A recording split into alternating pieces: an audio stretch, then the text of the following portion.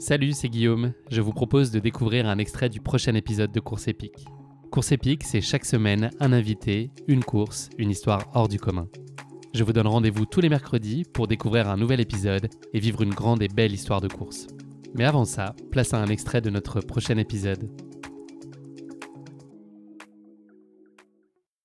Kaboubou, ça signifie l'amitié par le sport en swahili et c'est également un type de lutte congolaise. Donc on a créé cette association en 2018, en janvier 2018, et ça partait d'une idée qu'on a eue à l'été 2017. L'été 2017, pour remettre un peu de contexte, c'était la candidature de Paris aux Jeux 2024. On ne savait pas encore si on allait accueillir les Jeux ou pas. Et il y avait beaucoup d'envie de changer les choses autour du sport et de créer une candidature différente pour Paris avec un vrai héritage à ces Jeux.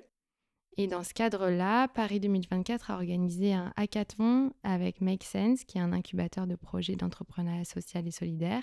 Et l'idée, c'était vraiment de rassembler des personnes qui étaient intéressées autour de l'entrepreneuriat et de, ensemble, en groupe, d'imaginer un projet. Et c'est là que j'ai rencontré les deux autres cofondateurs. Et on s'est dit, pourquoi on n'utiliserait pas justement cette force du sport pour intégrer pour intégrer des personnes qui sont parfois en marge de notre société. Et à cette époque-là, on faisait en fait du bénévolat. À Porte-de-la-Chapelle, ils avaient installé un camp d'accueil de personnes qui ont un parcours de migration.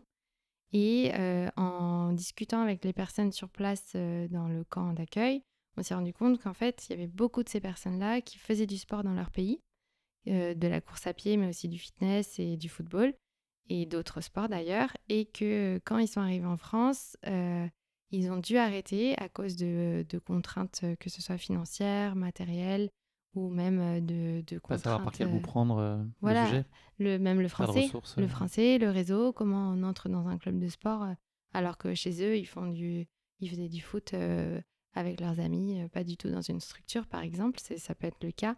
Donc du coup, on s'est dit, on va créer un grand tournoi de football et on va rassembler ces personnes-là qu'on a rencontrées autour du bénévolat et des personnes locales, donc c'est des personnes, nos amis, des personnes qu'on avait dans notre réseau. Et en fait, on s'est rendu compte qu'il y avait une énorme force sur ces tournois-là et sur ces séances de running aussi d'ailleurs. Et on s'est dit, en fait, là, ce qu'on a, c'est pas seulement une séance de sport, c'est un outil pour créer des amitiés, pour créer des opportunités de lien social, pour aller plus loin. Et à partir de ce moment-là, a commencé Kaboubou. Les messages clés que tu cherches à faire passer, et puis la mission fondamentale, si tu devais la résumer en quelques phrases. Donc Kaboubou aujourd'hui vise à faciliter l'inclusion sociale et professionnelle des personnes exilées en utilisant le sport. Et vraiment, notre mission et notre réussite, c'est quand les personnes se voient en dehors des actions sportives. Mais tout ça pour dire vraiment que c'est une base, en fait, c'est un prétexte, le sport, comme outil de rencontre, parce que c'est un double objectif Kaboubou. C'est donc évidemment permettre l'accès à la pratique sportive pour des personnes qui en sont éloignées, mais c'est aussi déconstruire les préjugés qu'on peut avoir autour de la migration et changer le regard de la population locale en favorisant les rencontres. En quoi est-ce que le sport est, selon vous, aujourd'hui, un tel vecteur d'inclusion? Qu'est-ce que vous avez comme conviction sur la capacité qu'a le sport à intégrer, enfin en tout cas à contribuer à l'intégration? Et est-ce que la course à pied a tout particulièrement cette vertu-là, selon vous? De par son accessibilité, peut-être Oui, pour moi, c'est vraiment un langage universel en fait. On n'a pas besoin de parler la même langue pour courir ensemble. On n'a pas besoin de parler la même langue pour aller faire un foot. Et ce qui est génial en fait dans le sport, c'est que ça inverse le rapport aidé-aidant qu'on a l'habitude d'avoir, et notamment avec les personnes qui ont un parcours d'exil.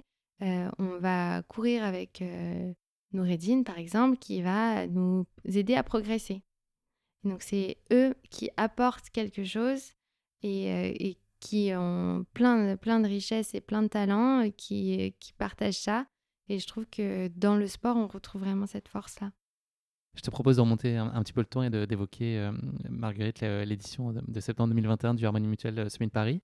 Est-ce que c'est pour toi un prolongement naturel finalement et peut-être une demande qui a été formulée par les membres de l'association de faire des courses en complément des entraînements que vous pouvez avoir chaque semaine. Quel accueil les membres de l'asso ont réservé à cette perspective? Est-ce qu'ils étaient globalement très déterminés, très volontaires, ou est-ce que pour certains, c'était aussi beaucoup de doutes et de questionnements? Bah, je pense qu'il y avait un peu des 2 et je pense qu'il y a cette volonté d'essayer, en fait et surtout, je pense, de participer à, un collectif. Je pense que c'est ça Tout le monde s'est le auto-motivé, j'imagine. exactement. Que ce soit, voilà, en groupe ou individuellement, tout le monde s'est dit, «J'ai envie d'en être».